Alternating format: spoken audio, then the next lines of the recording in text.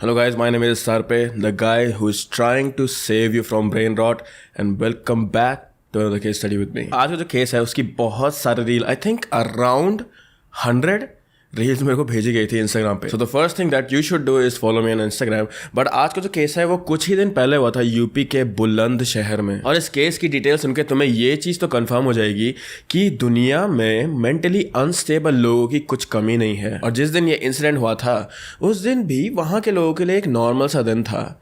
पर दोपहर को कुछ लोगों ने वहाँ के कब्रिस्तान में कुछ ऐसा देखा जो कि किसी हॉरर मूवी सीन से कम नहीं था. उन्हें वहाँ पे एक 30 साल की लड़की जिसका नाम आसमा था उसका शरीर मिला. पर आखिर इस औरत का शरीर वहाँ कैसे पहुँचा और इसे किसने मारा था? So let's learn a little more about today's case revolving around Adnan and आसमा.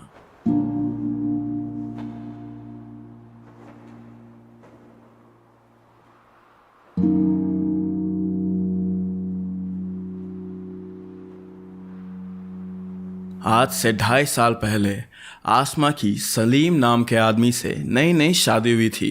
और शादी के बाद वो दोनों एक साथ एक नई जिंदगी शुरू करने के लिए बुलंदशहर के खुर्जा नगर में शिफ्ट हो गए थे. और वहाँ उन्होंने बहुत ज़्यादा मुश्किलों के बाद एक नया घर ढूंढा था रहने के लिए. पर ये लोग इस घर में अकेले नहीं रहते थे. यहाँ पे बहुत सारे रेंटर्स रहते थे. जिन लोगों को ये कॉन्सेप्ट समझ नहीं आ रहा है, तुम लोग ऐसा सोच लो कि एक फ्लैट में बहुत ज़्यादा लो इनकम या फिर बहुत ज़्यादा पॉवर्टी ड्रिवन एक फ्लैट में या फिर एक घर में बहुत सारे लोग रहते हैं जहाँ पे उनकी इनकम ज़्यादा नहीं होती है. So they just share this whole place. So इस बात से हम लोग ये अंदाज़ा लगा सकते हैं कि सलीम के पास ज़्यादा पैसे नहीं थे और यही यहाँ पे सच्चाई थी. सलीम फाइनली इतना ज़्यादा स्टेबल नहीं था. वो होटल में एक लेबर का काम करता था और जितने भी उसके पैसे आते थे वो अपने परिवार पे लगा देता था सारे के सारे पैसे. और जिस घर में जहाँ पे और रेंटर्स भी रहते थे, जहाँ पे सलीम और अस्मा रहते थे, वहाँ पे एक और अदनान नाम का आदमी अपनी फैमिली के साथ रहता था. अदनान भी एक शादीशुदा आदमी था और वो अपनी बीवी के साथ ही इस जगह में रहता था. सो sharing this whole place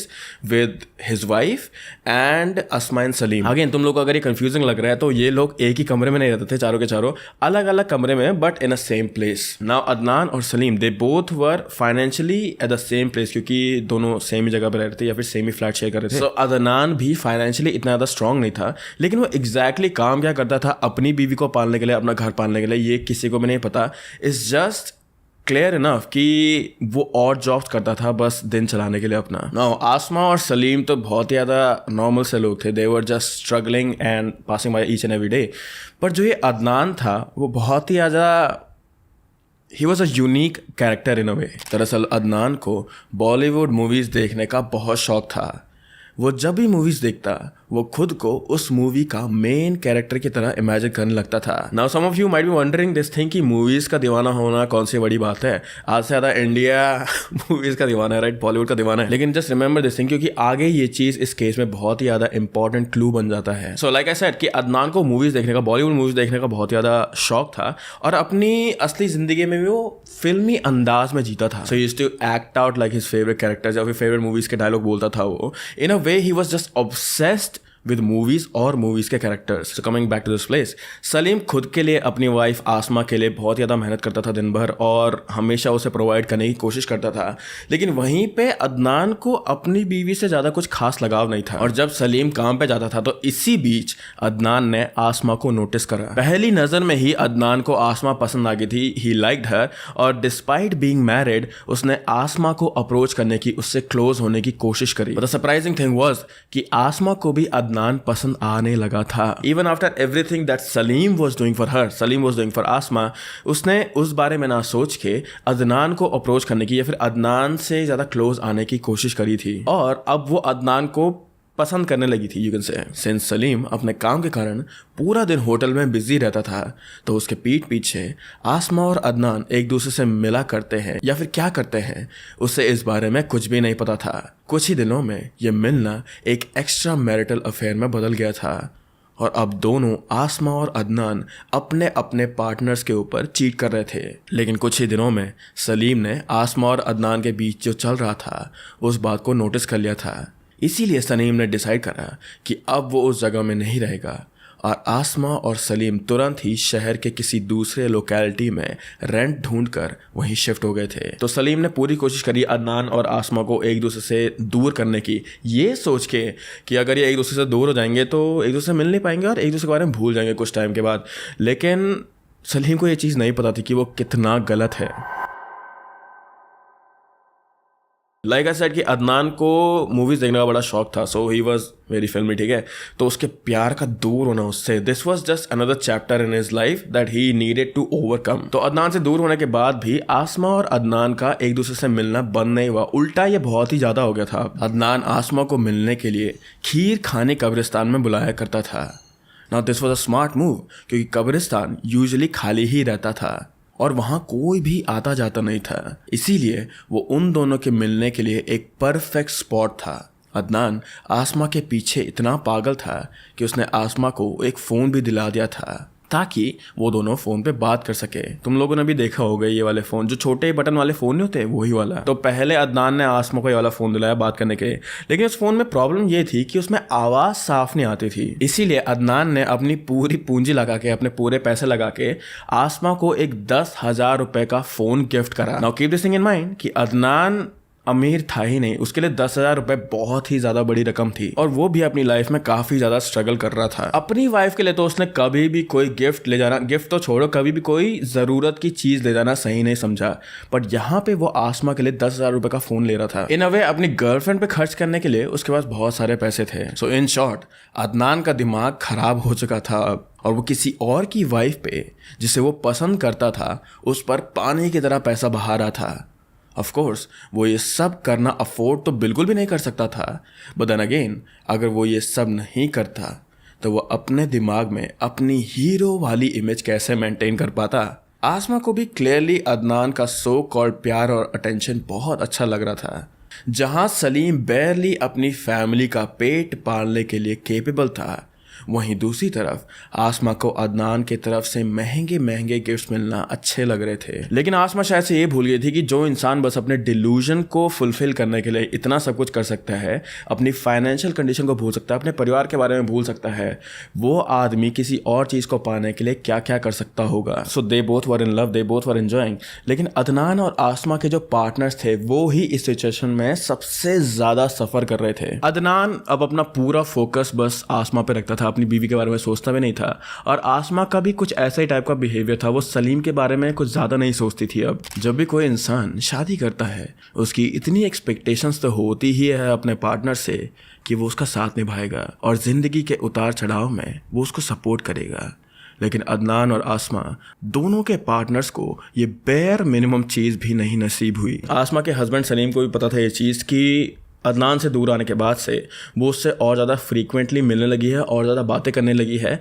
लेकिन अब इस पॉइंट पे सलीम ने सब कुछ ट्राई कर दिया था और अब उसने हार मान दी थी एक तरीके से, और उसे ये चीज़ कहीं ना कहीं पता थी कि ये जो बात है, ये जो अफेयर है, ये जो रिलेशनशिप है, अब वो कहीं ना कहीं हाथ से निकल चुकी है और अब इसमें ज़्यादा मिंगल करने में उसका कोई फ़ायदा नहीं है। बिकॉज यू सी अदनान एक सही आदमी नहीं था, वो एक सनकी इंसान था जिसके लिए लाइफ किसी बॉलीवुड मूवी की तरह थी, और आसमा इस बात से पूरी तरह से अनजान थी, या फिर जानते हुए भी उस चीज़ को इग्नोर कर रही थी वो। लेकिन जल्द ही इन दोनों के बीच का ये प्यार बिगड़ने वाला था और आसमा को अदनान का असली रूप दिखने वाला था। Now they both were kind of together but not living together. तो अदनान हमेशा आसमा को कॉल करता था, लेकिन कुछ दिनों से अदनान ने ये चीज़ नोटिस करी थी कि जब भी वो आसमा को कॉल करता था दिन में या फिर शाम को, उसका फ़ोन या तो हमेशा बिजी आता था या फिर आसमा उसका कॉल उठाती नहीं थी। तो इस चीज़ को लेकर अदनान वाज लाइक कि मैंने तुम्हारा खर्चा उठाया, मैंने तुझे फ़ोन दिलाया, मैंने तेरे पे इतना सब कुछ करा तेरे लिए, और तू मेरा ही कॉल नहीं उठा रही है। और बार बार यही चीज़, यही पैटर्न देखने के बाद अदनान आसमा से फ्रस्ट्रेट हो गया और अब उन दोनों के बीच में लड़ाई होना शुरू हो गया था। अदनान को शक था कि जैसे इसने अपने पति पे चीट करा मेरे लिए, कहीं ये मुझ पे चीट तो नहीं कर रही है किसी और लड़के के साथ, या फिर किसी और लड़के से बात तो नहीं कर रही है ये, वो भी मेरे दिए गए फ़ोन से। और अब इनकी जब भी लड़ाई होती थी उस लड़ाई का मुद्दा ही यही होता था। इन झगड़ों की वजह से और आसमा की बातों की वजह से अदनान अब 24 घंटे गुस्से में रहता था और उसने ये सोच लिया था कि अब वो आसमा को एक सबक सिखा के ही छोड़ेगा। 11 जून ट्यूसडे रिपोर्टेडली सुबह के वक्त अदनान ने आसमा को मिलने के लिए उसी कब्रिस्तान में बुलाया था। सिंस वो दोनों हमेशा वहीं मिला करते थे तो आसमा ने ज़्यादा कुछ सोचा नहीं और वो वहाँ अदनान से मिलने के लिए गई। But she did not know कि अदनान के इंटेंशंस क्या थे उस समय पे। तो वो वहाँ गई कब्रिस्तान में और जैसे ही अदनान आसमा से मिला उसने सबसे पहले उसका फ़ोन लिया and he just ran through her phone. वो हर एक चीज़ चेक करने लगा और उसमें उसे दिखा ये चीज़ कि अदनान के अलावा और सलीम के अलावा और भी काफ़ी सारे अनजान लड़कों से आसमा बातें करती थी। एंड ये चीज़ देखते ही it just ticked Adnan off. उसे पता चल गया था कि मैंने आसमा पे अपना वक्त ज़ाया करा है, अपने पैसे बर्बाद करे हैं।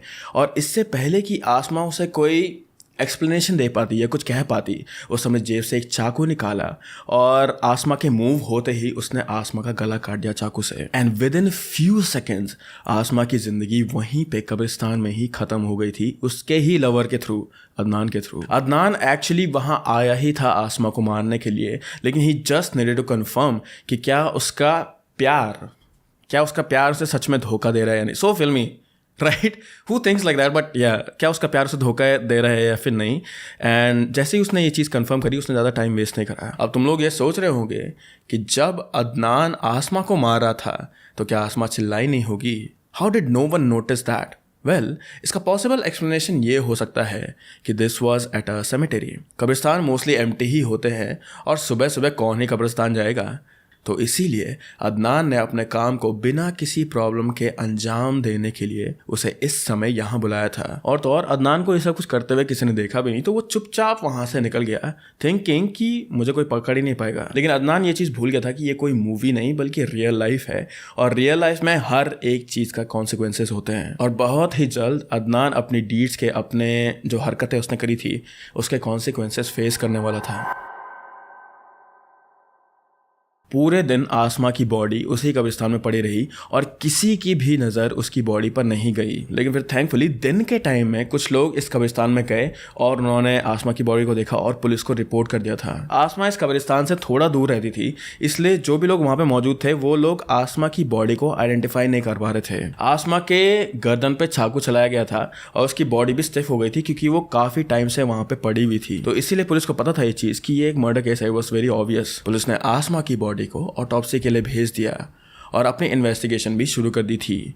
मीनवाइल आसमा का हस्बैंड सलीम अपने काम से शाम को वापस घर लौट चुका था, लेकिन घर में आसमा को ना देखने के बाद सलीम परेशान हो गया था। सारी कोशिशें करने के बाद भी जब उसे आसमा नहीं मिली तो वो पुलिस के पास गया। उसने पुलिस को बताया कि उसकी वाइफ सुबह से घर नहीं आई है। तो पुलिस ने डॉट्स कनेक्ट करे और उन्हें ये चीज़ समझ आ गई थी कि कब्रिस्तान में जो बॉडी मिली थी वो और किसी की नहीं बल्कि सलीम की वाइफ आसमा की ही है। और सलीम से पूछताछ करने के बाद पुलिस को ये क्लियर लीड मिल चुकी थी कि ये और किसी ने नहीं बल्कि अदनान ने ही करा है। तो इसीलिए उसी दिन वो लोग अदनान के घर पहुंचकर उसे अरेस्ट भी कर लिया था उन्होंने। अदनान के घर जब पुलिस आई तो उन्होंने अदनान और मर्डर वेपन दोनों को ढूंढ लिया था और ये बात साफ हो गई थी कि अदनान ने ही आसमा को मारा था। लेकिन सरप्राइजिंग बात यहाँ पे ये थी कि अदनान ने ना ही रेजिस्ट करा, ना ही उसने अपना आप को इनोसेंट प्रूव करने की कोशिश करी। ही जस्ट एक्सेप्टेड एवरीथिंग। वीडियो दिखाऊंगा मैं तुम्हें। He was very chill about this thing. अगर तुम लोग उसका अरेस्ट वीडियो देखेंगे तो you can see this thing that he was literally just smiling. वो अपने बाल संवार रहा था और किसी मूवी के जैसे लोगों को वेव कर रहा था। It is truly disturbing to see this कि उसे अपने एक्शंस का कुछ पछतावा ही नहीं था, ना ही उसमें गिल्ट की एक झलक थी। उसके लिए ये सब अभी भी किसी मूवी सीन के जैसा था जिसमें पुलिस किसी हीरो को अरेस्ट कर रही हो। I am telling you this thing, this guy is sick in the head. जिस औरत से वो इतना ज़्यादा प्यार करता था, पहले तो उसने उसे ही मार दिया, उसके बाद मारने के बाद एक इंसान की जान लेने के बाद ही फेल्ट नो रिमोर्स। लेकिन इसने हद तो तब पार करी जब एक रिपोर्टर ने इसका इंटरव्यू लिया एंड उस इंटरव्यू में you can clearly see his mentality, his mental state की वो कैसा है। उसने इस इंटरव्यू में खुशी खुशी अपने सारे क्राइम एडमिट कर लिए थे और जब उसे पूछा गया कि तुमने आखिर उसे क्यों मारा तो उसने कहा कि उसके प्रेमिका ने या फिर उसके लवर ने उसे धोखा दिया था और सज़ा वैसी ही मिलती है जिस हिसाब का धोखा दिया जाता है। बल्लू हाँ, क्यों हत्या की, क्या मामला? क्यों हत्या करी? मोहब्बत में धोखा दे दिया। अच्छा, और धोखे तो देने की सजा एक ही है, सिर्फ मौत। बल्लू संजय फैन हूँ संजय का सर में। और बिल्लू सांडा कहाँ है इस वक्त? बिल्लू सांडा तो मर गया, एनकाउंटर कर दिया उसका। अच्छा, और क्या, मेरा का एनकाउंटर कोई होगा भाई? एक मर्डर करा है मैंने तो, 10 मर्डर कोई करे। जब 10 मर्डर करूँगा तो मेरा भी एनकाउंटर हो जाएगा, खत्म बात। इससे क्या बात है? तो मोहब्बत में धोखा दिया, तुमने मार दिया। और क्या, मोहब्बत में धोखा देवे या दोस्ती में धोखा देवे, मैं तो उसे भी मार दूंगा, दोस्तों को भी मार दूंगा। बम बनाने तो ना आता, सीख जम्मा, कोई बात नहीं, टैंकरोजी ऐसी चीज़ है, सीख जम्मा, कंप्यूटर चलाने सीख जाते हैं। हाँ, तो मैं भी सीख जम्मा। घर वालों पे उंगली नहीं होनी चाहिए, उंगली उठाने नहीं चाहिए कोई भी। बट आई वंडर कि किसने उसे अथॉरिटी दी थी टू जज समबडी कि उसे किस हिसाब की सजा देनी चाहिए। उसने ये तक कहा कि उसे अगर उसका कोई दोस्त भी धोखा दे दे तो उसके साथ भी वो ऐसा ही करेगा। उसने बताया कि वो संजय दत्त का बहुत बड़ा फ़ैन है और उसने जो भी करा है वो खलनायक मूवी के बल्लू बलराम के कैरेक्टर से इंस्पायर होकर करा था। ये इतना ऑब्सेस था उस मूवी से कि उसने अपने बाल, बात करने का अंदाज और अपना हुलिया भी बल्लू की तरह करने की कोशिश की थी। इवन उसने अपना नाम भी बल्लू ही बताया था। लेकिन आयरनी यहाँ पे ये है कि जहाँ मूवी में बल्लू ने आखिर में खुद को सेक्रीफाइस करा था अपने प्यार के लिए, वहीं अदनान ने, जिसको वो अपना प्यार कहता था, उसी को मार दिया था। उसका ये मानना था कि 2.5 साल आसमान ने उसका टाइम वेस्ट करा था, उसके पैसे उड़ाए थे, उसका समय बर्बाद किया था। और लास्ट में उसने पुलिस को धमकी देते हुए ये कहा कि अगर कोई उसकी फैमिली को परेशान करेगा, उन पे उंगली उठाएगा, तो वो सबके घर बॉम्ब से उड़ा देगा। And from everything that we have seen, it is very clear that he just does not care. इसकी जो वीडियो है, ये वाली जो तुम लोगों ने मुझे इंस्टाग्राम पे भेजी थी, वो वायरल हो रही है because of these reasons only कि ही इज़ वेरी फिल्मी, इसे किसी चीज़ का डर नहीं है, right. And this thing, even though like maybe he thinks कि Adnan thinks कि this is very cool, it is not. Again on my channel we are talking about very serious stuff. हम किसी आदमी के मरने की बात कर रहे हैं और वो कैसे हुआ है इस बारे में जान रहे हैं ताकि हमें थोड़ा सा एजुकेशन मिल सके या फिर हमारे साथ ऐसा कभी ना हो। And while I think that Adnan clearly does not think like that. So कुछ ना कुछ तो उसके दिमाग में प्रॉब्लम हो सकती है, but just to think कि all of this is cool या फिर all of this is very movie like is just beyond my reach. But anyways अभी अदनान को पुलिस ने अरेस्ट कर लिया है और क्योंकि सारे के सारे एविडेंसेस और सारे के सारे सबूत उसकी तरफ ही हैं तो उसे बहुत ज़्यादा जल्द सजा भी मिल जाएगी। एंड विद दैट अभी के लिए केस यहीं पर हॉल्ट पर है, बट आई थिंक उसे बहुत ज़्यादा जल्द सजा मिलने वाली है। Before you go guys, if you like to watch true crime documentaries, please subscribe to my channel क्योंकि मैं यहाँ पे वो ही बनाता हूँ। एंड वन मोर थिंग, अगर तुम लोग को ये सारे के सारे केसेस ऑडियो फॉर्म में सुनने हैं then please go and search my name SR पे ऑन स्पॉटिफाई, या फिर मैंने इसका लिंक तुम्हें डिस्क्रिप्शन में भी दे रखा होगा। You can just listen to my cases in audio form क्योंकि मुझे पता सोते हुए भी बहुत सारे लोग सुनते हैं, so you do that thing. But with that I hope that you guys are happy, I hope that you guys are healthy. Please keep your lockdown very close to you guys and I will see you very very soon. Bye bye.